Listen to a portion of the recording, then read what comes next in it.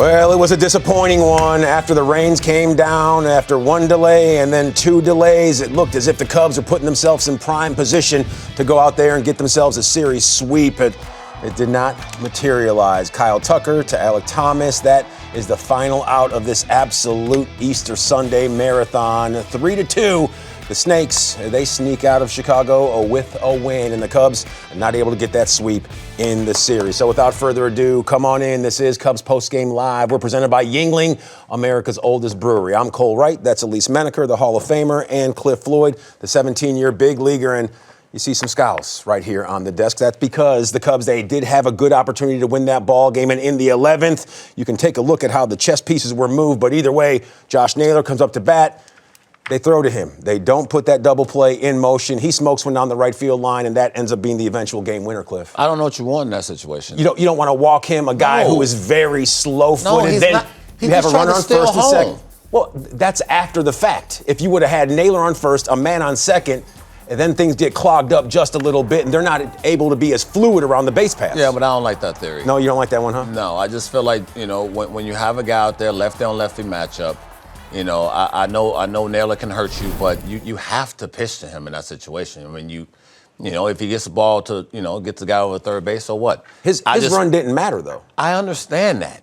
I'm just saying, Josh Naylor hasn't had a great series, right? He's not hitting the cover off the baseball. If you say Corbin Carroll, maybe, right?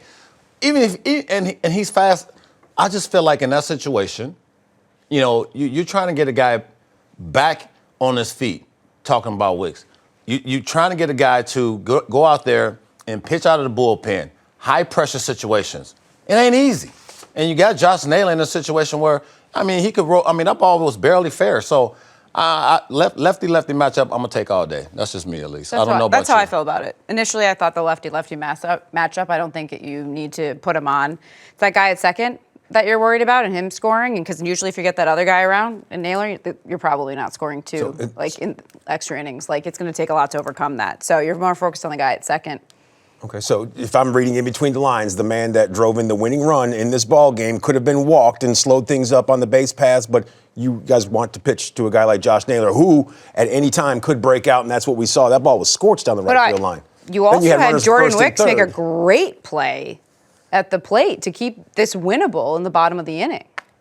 Okay. I don't listen. The Cubs were 2 for 14 running scoring position. That's true, right? You had Dansby didn't get a bunt down. That's what I'm thinking about. Is you're talking about that. So these are all little things that I've been talking about. What this team is doing well. We can put it on Jordan all we want. For me, little things didn't happen early in this ball game that put them in position to possibly win this game. So I just look at this, chop it up. You won a series, have a day off, and get ready for a tough one after that. Well, it just looks like anytime you're in extra innings and you can put that double play in motion, whatever suits you best, more than likely you would want to go with that. But instead, they threw to Josh Naylor. He gets the game-winning hit, and the Cubs, they fall to this one and are not able to complete that sweep. 3-2, the final score. But like you said, the bats, they were sluggish all game long. That's part of the reason why it was a 1-1 contest until deep into this game's length. Craig Counsell, he knows the bats, they didn't wake up when they needed to. Let's listen in.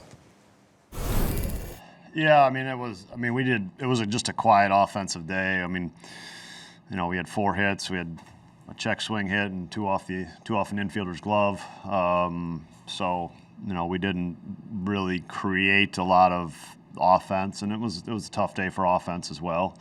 It was neither team had 2 out hits in their book today, and it led to a extra inning game.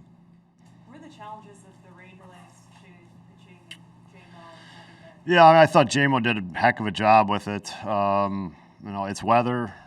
We'd like to know what's going to happen, but you don't sometimes. And so some rain popped up, and JMO did a great job. We had to sit out for 45 minutes or so, and I thought he pitched great.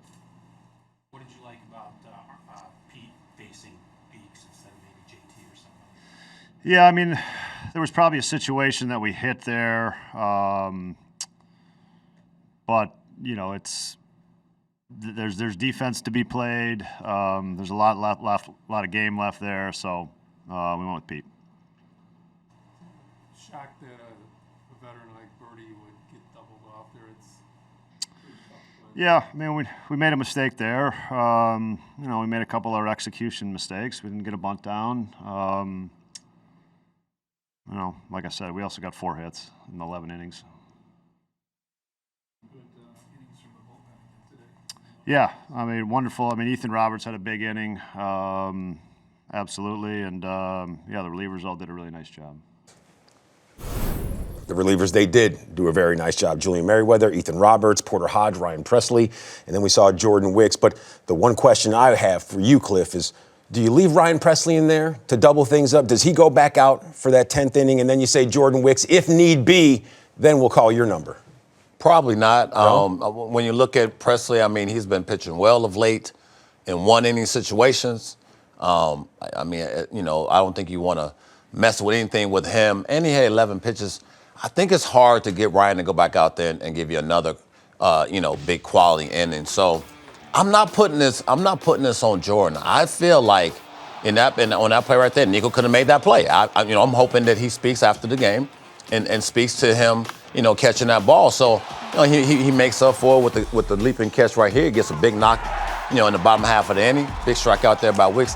This game boiled down to the little things that you don't do right, and I'll say it over and over again. If you don't do those, especially late in the ball game, you will not probably win that game, especially against really good teams like the Arizona Diamondbacks. You won 2 games. You probably had some situations that you could have came through and got greedy and swept this team, but it didn't happen. It didn't come to fruition, and, those things happen. I think that Jordan Wicks is being asked to do something that's very difficult, but is expected in that you hope that he succeeds. I don't necessarily look at this outing and think that this was bad on his part. Not at all. But the situation that he was placed in, isn't that almost like asking a carpenter to do your electrical work? But when you're in the 10th and 11th, maybe hold on a second. Well, I've been around this guy when he does the work, but hold on a second. No one else was available. Chris Antonacci. You were trying to send him a note there. I'm trying to send him a message while you're on camera. Like, that's probably not going to work out. How many times has Ryan Presley actually pitched 2 innings or more than 3 outs?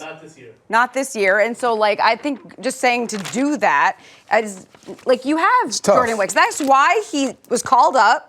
And that's why you're using him, because you got to use him, and he's the only arm available. And he knew he had to come out of the bullpen because that's a situation that he knew he was going to be in when he got called up. Ultimate hypothetical. You go into this game sight unseen today. I said this game goes extras. If you need one guy towards the back end of your bullpen to throw 2 innings, who are you going with, Ryan Presley or Jordan Wicks? And this is not a slight on Jordan Wicks or Ryan Presley any way, shape, or form, Cliff. I'm going Jordan Wicks. Me too. Really? Yeah. Listen, for him to be able to get this role down, this is what he's going to have to do. This is the role that he's going to have to be in. He has to accept it. He has to sort of, get his head wrapped around it mentally. Physically, he has to change some things.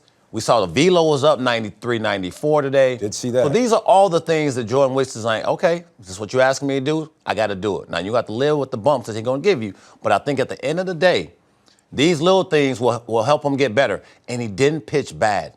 Right. Some mishaps will happen on the field that in my opinion, is not on him.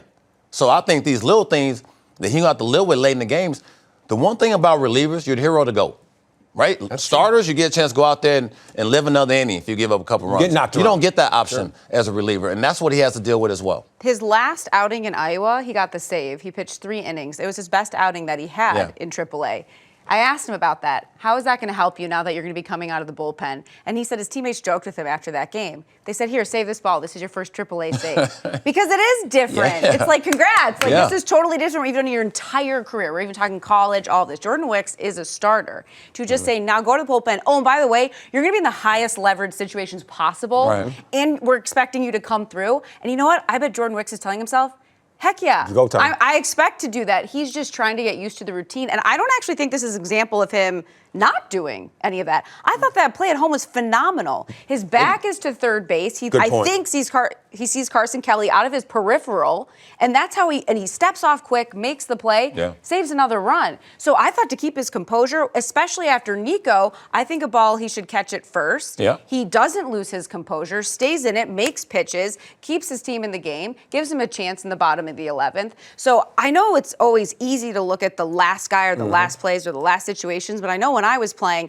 I always was like, I'm not even This was 11 innings. There were 27 outs before the two free frames. That's how I always felt as a player. Like I never felt it was the last person, last pitcher, last whoever. It was not on them. It was the whole thing. You can go back to earlier innings where this team had chance. This offense has been really good. Yeah, they have been. Diamondbacks are really good. That's That's true. also the key in this. So, yes, another winnable game. They had a chance, but this is also why baseball is fun because you got to win it. You got to earn it. Yeah, clearly a different assignment for Jordan Wicks. Starting much different than closing or relieving for that matter. And AAA Iowa, a whole lot different than right across the street. And we found that out today, even though